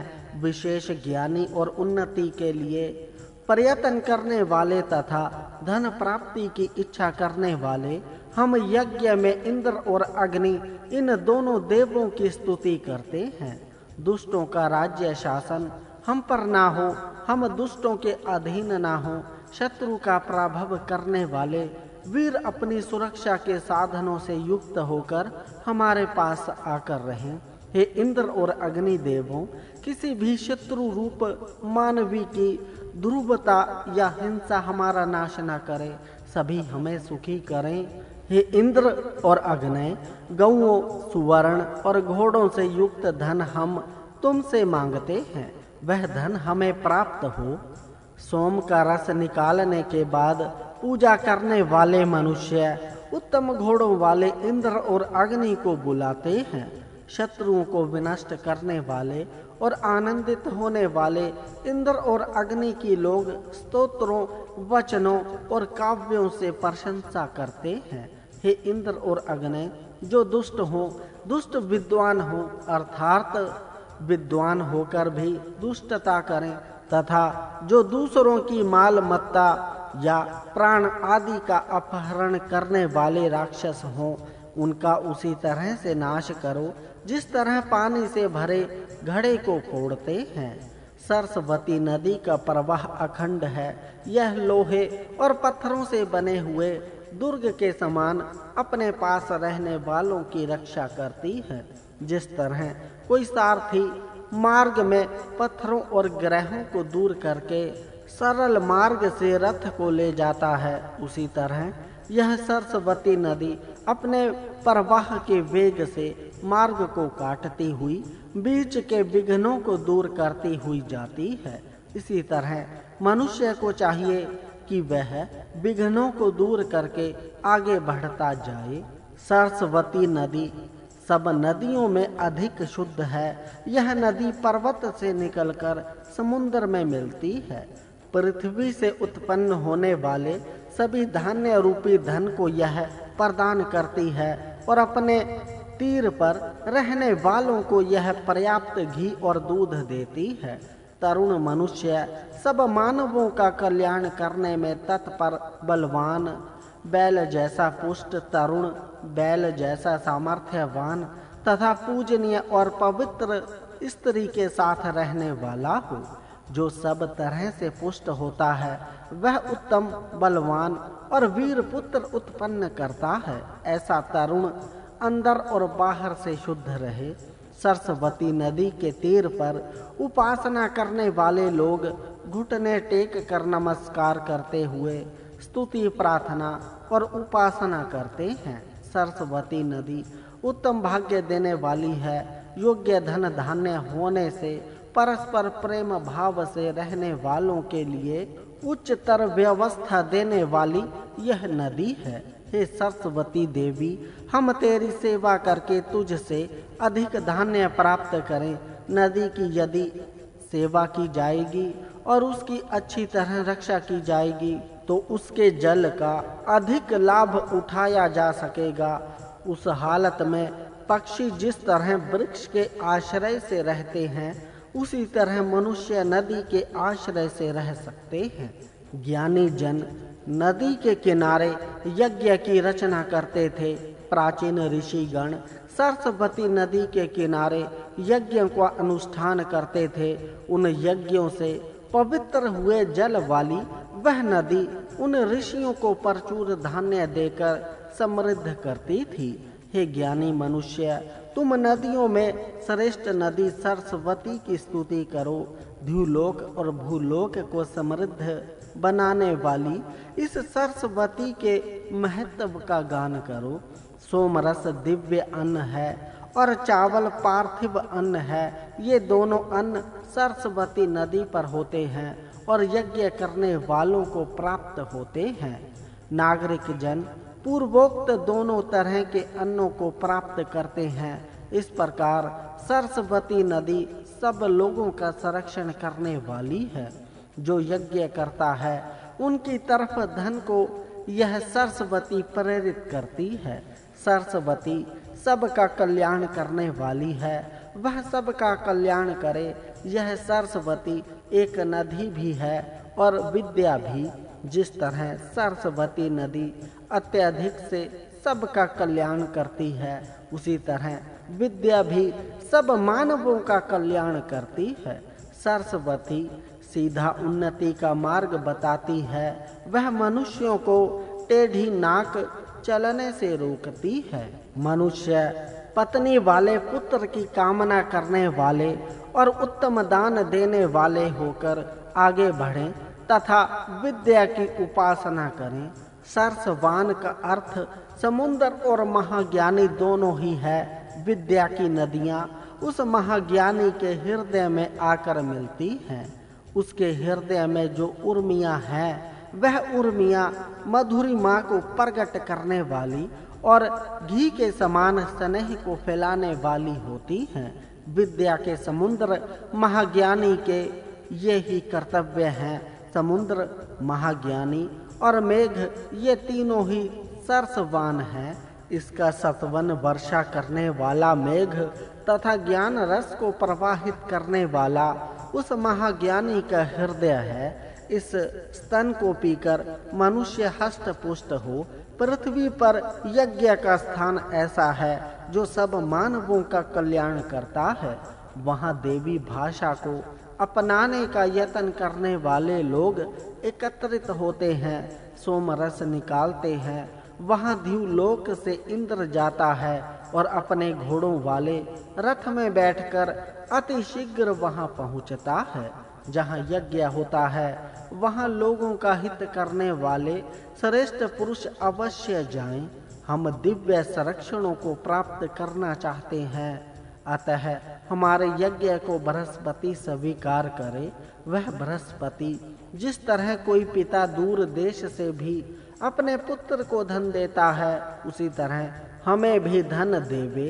हम ऐसा आचरण करें कि जिससे निष्पाप होकर सुखदाता बृहस्पति के पास आए।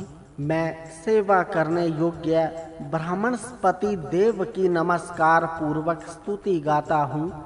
ये दिव्य मंत्र महान इंद्र की स्तुति करें। यह इंद्र देव के द्वारा किए गए स्तोत्र का राजा है, अधिकारी है। इस मंत्र में वेद मंत्रों को देवकृत बताया गया है। मुख्य देव वही परमात्मा है, अतः उसी से इन मंत्रों का रचना हुई है। यह ज्ञात होता है। हमारी इच्छा यह है कि हमें उत्तम पराक्रम करने की शक्ति प्राप्त हो और वीरता युक्त धन हमें मिले, हमारे ऊपर आए हुए दुख दूर हों, श्रेष्ठ ज्ञानपति हमारे यज्ञ में आकर आसन पर बैठे और हमें संरक्षण के सब साधन प्रदान करें। देवगण हमें सदा ऐसा अन्न दें कि जिसका सेवन करके हम अमर तत्व प्राप्त करें। योग्य और श्रेष्ठ अन्न खाकर मृत्यु को भी दूर किया जा सकता है। हम अपने मन को पवित्र करने के लिए कभी पीछे न हटने वाले ज्ञानी के समान आचरण करें। बृहस्पति का बल अनंत है, उसके बल की कोई सीमा नहीं है। उसका निवास स्थान रहने के लिए उत्तम है। उसके घोड़े आदित्य के समान तेजस्वी हैं। वे घोड़े बृहस्पति देव को हमारे पास ले आवे। बृहस्पति देव की तरह वीर स्वयं शुद्ध रहे, अनेक वाहन अपने पास रखे, अन्यों को शुद्ध बनावे, उत्तम शास्त्र अपने पास रखे, प्रगति करता रहे, अपनी शक्ति से आगे बढ़े, उत्तम निवास में रहे, उत्तम आभूषण धारण करके अपनी शोभा बढ़ावे और अपने मित्रों को उत्तम अन्न देता रहे। ज्ञानी की माता द्युलोक और पृथ्वी लोक है, ये दोनों लोक ज्ञान की रक्षा करते हैं। इसीलिए ज्ञानी भी महिमा से संपन्न होकर बढ़ता है। इसीलिए सभी मनुष्यों को चाहिए कि वे भी ज्ञानी को बढ़ाएं। हे ज्ञानी, हमारी बुद्धि का संरक्षण करो, हमारे द्वारा बुद्धि पूर्वक योजना पूर्वक किए गए कर्मों का संरक्षण करो, हमारी विशाल बुद्धि की प्रशंसा करो, हमारे मित्रों की शत्रुओं की सेनाओं का नाश करो। हे बृहस्पति, तू और इंद्र दोनों ही द्युलोक में उत्पन्न होने वाले धन के स्वामी हो तथा पृथ्वी पर उत्पन्न होने वाले धन के भी तुम स्वामी हो। अतः तुम्हारी स्तुति करने वाले को तुम भरपूर धन दो और सदा उसकी रक्षा करो। हे मनुष्यों में अत्यधिक बलशाली ऐसे इंद्र के लिए तेजस्वी सोमरस प्रदान करो, क्योंकि वह सोमरस को पीने की इच्छा से लोगों के पास जाता है। इंद्र सदा से सोमरस का पान करता है, वह प्रतिदिन सोमरस पीने की इच्छा करता है, इसीलिए वह दिए गए सोमरसों को प्रेम पूर्वक पीता है। बालपन में इंद्र ने अपना बल बढ़ाया, अपने तेज से जगत को तेजस्वी बनाया और तरुण होते ही युद्ध में शत्रुओं का पराभव करके बहुत धन प्राप्त किया। जो लोग युद्ध में इंद्र के साथ रहेंगे वे यश देने वाले उस संग्राम में विजयी होंगे। जब वे लोग घमंडी शत्रुओं के साथ युद्ध करते हैं तब ज्ञानी जन भी उन वीरों के साथ रहते हैं और अपने बाहुबल से हिंसक शत्रुओं का पराभव करते हैं। इंद्र के अनेक पराक्रम हैं। उसने जब कपटी और कुटिल शत्रुओं के आक्रमणों को मार हटाया तब से इसका सोम पर प्रथमाधिकार हुआ। वीरता प्रकट किए बिना किसी का सम्मान नहीं होता। हे इंद्र, सभी प्राणी मात्र का हित करने वाला जो यह विश्व है वह सब तेरा ही है। इन गौओं अर्थात किरणों से युक्त जो सूर्य का तेज है उसका भी स्वामी तू ही है। हे बृहस्पति, तू और इंद्र दोनों ही द्युलोक में उत्पन्न होने वाले धन के स्वामी हो तथा पृथ्वी पर उत्पन्न होने वाले धन के भी तुम स्वामी हो। अतः तुम्हारी स्तुति करने वाले को तुम भरपूर धन दो और सदा उसकी रक्षा करो। अपने श्रेष्ठ शरीर से बढ़ने वाले विष्णु, तुम्हारी महिमा अनंत है, इसीलिए तुम्हारी महिमा का अंत कोई भी नहीं पा सकता। हम तो केवल पृथ्वी और अंतरिक्ष लोक को ही जानते हैं। उन दोनों लोकों के परे कौन सा लोक है वह हम नहीं जानते, पर तुम तो उस परम लोक को भी जानते हो। हे तेजस्वी विष्णु, तेरी महिमा इतनी अपार है कि आज तक जितनों ने जन्म लिया है तथा आगे भी जितने जन्म लेंगे उनमें से कोई भी तुम्हारी महिमा पार नहीं पा सकता। यह तुम्हारी ही महिमा है कि तुमने इस विशाल और तेजस्वी द्युलोक को बिना आधार के ऊपर ही स्थिर किया और बिना किसी आधार के दिशाओं को भी स्थिर किया। मनुष्यों का हित करने के लिए ही ये द्युलोक और पृथ्वी लोक अन्न तथा पशु आदियों से भरपूर हुए हैं। ये दोनों लोक विष्णु के कारण ही स्थिर हैं और पर्वतों के कारण पृथ्वी पर स्थिर हैं। सृष्टि रूपी यज्ञ को चलाने के लिए द्युलोक और पृथ्वी लोक ने विस्तृत स्थान बताया। इन्हीं दोनों लोकों ने सूर्य, उषा और अग्नि को स्थान दिया। तब इंद्र और विष्णु ने बलवान और सुरक्षित शत्रु की कुटिल और कपट पूर्ण आक्रमणों को नष्ट कर दिया। हे इंद्र और विष्णु, तुमने असुरों की अनेक नगरियों का नाश किया तथा असुरों के अश्वरूप वीरों को तुमने अप्रीतम रूप से नष्ट किया। मनुष्यों द्वारा की जाने वाली स्तुति इंद्र और विष्णु का यश बढ़ाती है। ये दोनों देव युद्ध के समय हमारा अन्न बढ़ाएं। हे विष्णु, मैंने स्तुति करके तुम्हारे लिए यह सब समर्पित किया है। हे तेजस्वी विष्णु, तुम मेरे दिए गए हवि को स्वीकार करो। मेरी उत्तम स्तुतियाँ तुम्हारे यश को बढ़ावें। तुम सब देवों के साथ मिलकर हमारी रक्षा करो। जो मनुष्य बहुतों द्वारा प्रशंसनीय विष्णु को हवि देता है, वही मनुष्य धन की इच्छा होने पर शीघ्र धन को प्राप्त करता है। जो मनुष्यों का हित करने वाले विष्णु की पूजा करता है, वह शीघ्र ऐश्वर्यशाली होता है। हे कामनाओं के पूरक, हमें ऐसी बुद्धि दो कि जिससे हम सार्वजनिक हित करने में तत्पर रहें। हमारी बुद्धि प्रमाद करने वाली ना हो, उत्तम विचारों से युक्त हो और मननशील हो। घोड़े, गऊ आदि पशुओं से युक्त अत्य आवश्यक धन हमें प्राप्त हो। इस विष्णु ने इस विशाल भूमि को अपने महत्व से नापा। अत्यधिक शक्तिशाली यह विष्णु हमारा सहायक हो। यह विष्णु अत्यंत तेजस्वी है, अतः जो इसका ध्यान करता है वह तेजस्वी होता है। विष्णु ने यह पृथ्वी मनुष्य को निवास के लिए देनी चाहिए, असुरों को नहीं। इसीलिए उसने असुरों के साथ प्रबल युद्ध किया और उनसे भूमि लेकर मानवों को दी। इस प्रकार उत्तम जन्म लेने वाले विष्णु ने इस पृथ्वी को उत्तम निवास के योग्य बनाया। हे तेज युक्त विष्णु, तुम्हारी महिमा और सब कर्मों को जानता हुआ मैं तुम्हारी स्तुति करके श्रेष्ठ बनता हूँ। मैं बड़ा नहीं हूँ, बड़े तो तुम ही हो, इसीलिए मैं तुम्हारी स्तुति करता हूँ। विष्णु के तेज का वर्णन करना असंभव है, क्योंकि यह अनेक रूप धारण करता है, पर जो उसका आनंददायक रूप है वह हमारी नजरों से दूर ना हो। हे विष्णु, मैंने स्तुति करके तुम्हारे लिए यह अन्न समर्पित किया है। हे तेजस्वी विष्णु, तुम मेरे दिए गए हवि को स्वीकार करो। मेरी उत्तम स्तुतियाँ तुम्हारे यश को बढ़ावें। तुम सब देवों के साथ मिलकर हमारी रक्षा करो। मेघ जब गरजता है तो उससे पूर्व ज्योति चमकती है। पहले बिजली की चमक दिखाई देती है, फिर मेघों का गर्जन सुनाई देता है। ये मेघ मधुर जल रूपी रस के भंडार हैं। वृष्टि उन मेघों का दूध है। यह मेघ विद्युत रूप अग्नि को उत्पन्न करता है, वही मानो उसका वत्स है।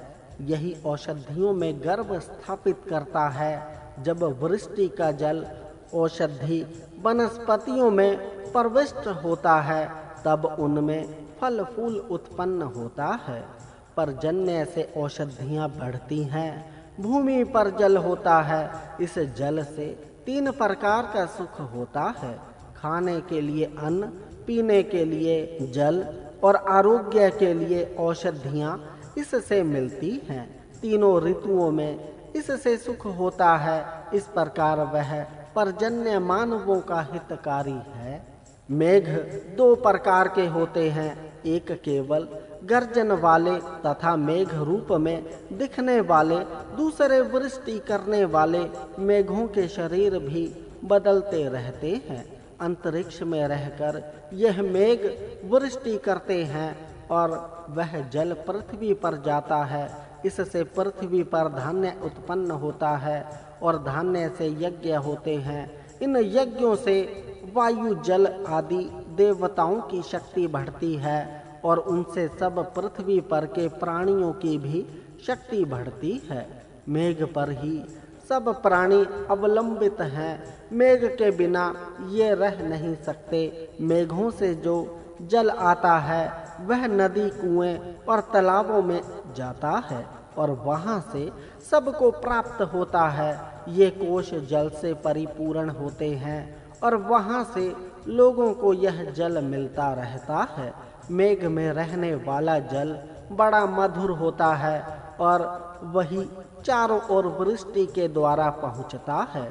यह स्तोत्र पर्जन्य राजा के लिए किया गया है। इन स्तोत्रों को स्वीकार करें। सुखदायी वृष्टियां हमारे लिए होती रहें तथा इन वृष्टियों का जल पीकर तथा देवों के द्वारा सुरक्षित होकर ये औषधियां उत्तम फल फूल वाली बने। इस वृष्टि जल के कारण औषधि वनस्पतियों में अनेक तरह के गुण धर्मों का निर्माण होता है, जिनसे स्थावर जंगम जगत का उत्तम पालन हो रहा है। इसीलिए यह पर्जन्य मानो सबकी आत्मा ही है। इस अमृत जल का सेवन करके मनुष्य सुख से रहते हैं। इस तरह पर्जन्य सबका हित करता है। हे मनुष्यों, अंतरिक्ष में निवास करने वाले तथा अपने जल से भूमि का सिंचन करने वाले पर्जन्य के लिए काव्यों का गान करो, ताकि वह प्रसन्न होकर हमारे लिए औषधि वनस्पतियां तथा इतर प्रकार के धान्य प्रदान करे। यह पर्जन्य औषधियों में गर्भ की स्थापना करता है। उनसे उत्पन्न फल फूल खाकर नर प्राणियों में वीर्य उत्पन्न होता है और वे नर प्राणी फिर मादाओं में गर्भ स्थापित करते हैं। इस प्रकार पर्जन्य ही सब में गर्भ स्थापना का मूल कारण है। अग्नि रूप मुख में हवन करने से मेघों की उत्पत्ति होती है और उन मेघों से वृष्टि होने पर प्राणियों को अन्न की प्राप्ति होती है। जिस तरह व्रत का आचरण करने वाले ब्राह्मण 1 वर्ष तक चलाने वाले सत्र में व्रती होने के कारण मौन धारण करके शांत रहते हैं और वर्ष समाप्ति के पश्चात स्तोत्र पाठ करने लगते हैं, उसी तरह यह मेंढक अपने अपने स्थानों में वर्ष भर चुपचाप रहते हैं और पर्जन्य के शुरू होते ही शब्द करने लगते हैं। मंडूक शब्द मांड सुशोभित करना इस धातु से बना है। सुभूषित करने वाले को मांडूक कहते हैं। तालाब का भूषण मांडूक अर्थात मेंढक है और सभा का भूषण पंडित ब्राह्मण है। इसीलिए यहाँ मेंढक को ब्राह्मण की उपमा दी गई है। गर्मी में जब तालाब सूख जाते हैं तब मेंढक भी सूखे चमड़े की थैली के समान सूख जाते हैं। पर पर्जन्य काल में जब वृष्टि जल उन मेंढकों के पास पहुंचता है, उस समय ये मेंढक प्रसन्न होकर उसी तरह शब्द करते हैं कि जिस तरह बछड़ों वाली गाय शब्द करती है। गर्मी में जल के न मिलने से मेंढक प्यासे रहते हैं, पर वर्षा काल में जब वृष्टि होती है तब पर्यंत जल उन्हें मिलता है और उन्हें बड़ा आनंद होता है। उस आनंद के कारण वे मेंढक शब्द करते हुए एक दूसरे से मिलते हैं। जब बरसात होती है तब मेंढक आनंदित होते हैं और आनंद से एक दूसरे के साथ कूदने लगते हैं और इस प्रकार शब्द करते हैं मानो कि वे आपस में बातें कर रहे हों। जब भरपूर पानी बरसता है तब मेंढक आनंद से इधर उधर कूदते हैं। उस समय ये मेंढक जो शब्द करते हैं उस पर से प्रतीत ऐसा होता है कि मानो कोई गुरु मंत्र बोल रहा हो। और शिष्यगण उसी को दोहरा रहे हों। मेंढकों में कोई मेंढक गऊ के समान शब्द करता है तो दूसरा बकरी के समान आवाज करता है। कोई मेंढक चितकबरे रंग होता है तो कोई मेंढक हरे रंग का होता है। अनेक रूपों वाले होने पर भी इन मेंढकों का नाम तो एक ही है। बरसात में ये सभी मेंढक अनेक तरह के शब्द करते हुए दिखाई देते हैं। सोम यज्ञ में जिस तरह अनेक ब्राह्मण एक स्वर में वेद मंत्रों का पाठ करते हैं, उसी तरह यह मेंढक एक स्वर से शब्द करते हैं। वर्षा काल में ये मेंढक चारों ओर कूदते फिरते हैं। एक वर्ष तक चलने वाले यज्ञ में जैसे वेद पाठी एक स्वर से मंत्र का पाठ करते हैं, उनमें कुछ याजक तो यज्ञ अग्नि के पास बैठने के कारण पसीने से भीग जाते हैं, तो कुछ अंदर ही बैठकर मंत्र पाठ करते हैं। उसी तरह मेंढक एक स्वर से शब्द करते हैं, उनमें कुछ तो बाहर निकलकर शब्द करते हैं। वे मेंढक बरसात से भीग जाते हैं, पर दूसरे कुछ मेंढक बिलों में छिपे रहकर ही शब्द करते हैं। ये मेंढक गर्मी के ऋतु में खूब तपते हैं, पर वृष्टि होते ही अपने बिलों से बाहर निकल आते हैं और खूब आनंद से इधर उधर कूदते हैं और शब्द करते हुए नाचते हैं। इस प्रकार ये ईश्वरीय नियम का पालन करते हैं। मेंढकों के प्रकट होने से वर्षा ऋतु के आने की सूचना मिल जाती है। उत्तम वर्षा से उत्तम घास उत्पन्न होती है। उत्तम घास खाकर गायें पुष्ट होती है। वर्षा से उत्तम धान्य उत्पन्न होकर उससे धन प्राप्त होता है। हे इंद्र और सोमदेवों, तुम दोनों सज्जनों को कष्ट देने वाले राक्षसों को जला डालो। जो ज्ञानी ना बनकर अज्ञान में ही बढ़ना चाहते हैं, उन्हें हीन कर दो। अज्ञानियों को दूर करो, दूसरों को खाने वालों को निर्बल करो। ज्ञानी ना बनकर सदा अज्ञान में ही रहने की इच्छा करने वाले, दूसरों को खाने वाले अर्थात अपने स्वार्थ के लिए दूसरों को हानि पहुंचाने वाले सभी राक्षस होते हैं। ऐसे राक्षसों का विनाश अवश्य है। पाप कर्म करने में जो प्रसिद्ध हैं, जो पापमय जीवन वाले हैं, जो ज्ञान से द्वेष करने वाले हैं, जो कच्चा मांस खाने वाले हैं, जिनका रूप भयंकर है, जो बहुत खाऊ है, ये सभी राक्षस हैं। इनका नाश अवश्य करना चाहिए। दुष्ट कर्म करने वाले मनुष्य अगाध अंधकार में ही सदा रहते हैं। उस अंधकार से वे कभी बाहर नहीं निकल सकते। मनुष्य सभी तरह के राक्षसों का विनाश करने के लिए अपने पास सशस्त्र उत्तम स्थिति में रखे और उन दुष्टों का नाश करे। हरेक को लूट लूट कर खाने वाले लोग अतृण कहलाते हैं। इनका हर तरह से नाश करना चाहिए। अपने पास ऐसे सशस्त्र हों कि जिससे वे राक्षस हमें कभी भी कष्ट न दे सकें।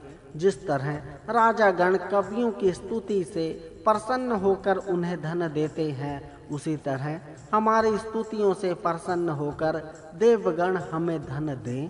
तोड़ने फोड़ने वाला तथा नाश करने वाला भी राक्षस ही होता है। ऐसे राक्षसों पर घोड़ों की सहायता से आक्रमण करना चाहिए, अर्थात दुष्टों की अपेक्षा रक्षक गण अधिक बलशाली हो। तोड़ फोड़ करने वाले दुष्टों को समाज में सुख और सम्मान का स्थान प्राप्त न हो। पवित्र मन से आचरण करने वाले सज्जन को जो असत्य वचनों से दोषी ठहराना चाहता है, ऐसे असत्य भाषी को समाज में कोई सम्मान न दे। इस प्रकार वह स्वयं में नष्ट हो जाए। जो दुष्ट मैं तो साधन संपन्न हूँ, इस प्रकार सोचकर पवित्र मनुष्यों को भी पापी बनाना चाहता है और अपने साधनों का उपयोग सज्जनों को कष्ट देने के कार्य में करता है, वह अपराध करता है। ऐसे दुष्टों का विनाश अवश्य करना चाहिए। जो हमारे अन्न के रस को नष्ट करता है, जो हमारे घोड़ों, गायों और शरीरों को हानि पहुंचाता है, वह समाज के साथ शत्रुता करने वाला चोर विनाश को प्राप्त हो। वह अपने शरीर तथा संतान के सहित नष्ट हो जाए। जो दुष्ट सज्जनों को दिन रात कष्ट देता है, वह दुष्ट राक्षस अपने शरीर और संतान से रहित हो जाए। वह एकदम पृथ्वी से भी नीचे रसातल में जाकर गिरे, उसका यश सूख जाए, अर्थात वह यश से रहित हो जाए।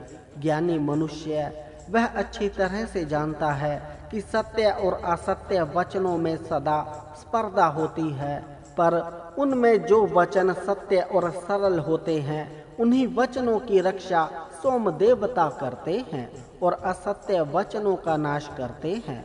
सोमदेव पापी को कभी नहीं छोड़ते तथा मिथ्या व्यवहार करने वाले को भी कभी नहीं छोड़ते।